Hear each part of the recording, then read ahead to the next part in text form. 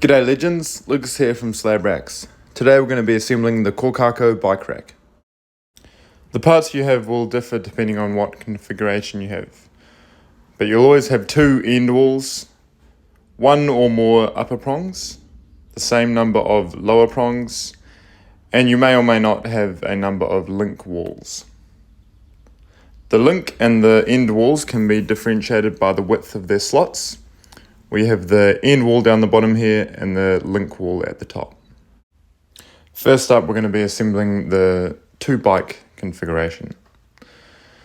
First, you should grab one end wall and the lower prongs, slot it in like so. Grab the other end wall and slot in the other side. The last step is to grab the upper prongs and slot them in from the top.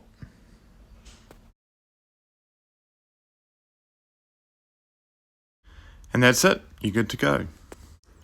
So for those of you with larger configurations, the process is the same except for the introduction of link walls, which have room for two sets of prongs to slot in from each side on top of each other.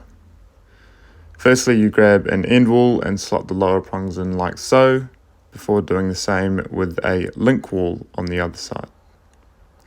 You then slot in the upper prongs into the top slots. This process is repeated using up all of the link walls that you have.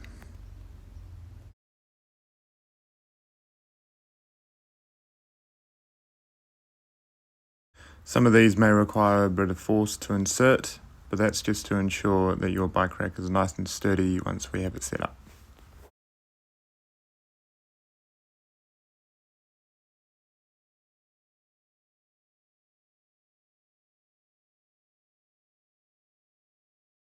Once you've used all your link walls, you then get your other end wall and slot in both the lower and upper prongs in the same way that you've slotted in the rest.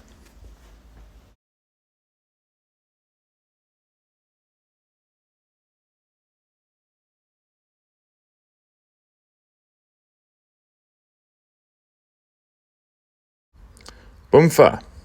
Good to go. If you're looking to move it at all, we'd recommend you grab it from the middle two link walls. I'd like to say a big old thanks from us here at Slab Racks for choosing local and trusting us to get your bike sorted. We hope that you found that process pretty straightforward, and we hope that you and your gear enjoy your new slab rack. Cheers!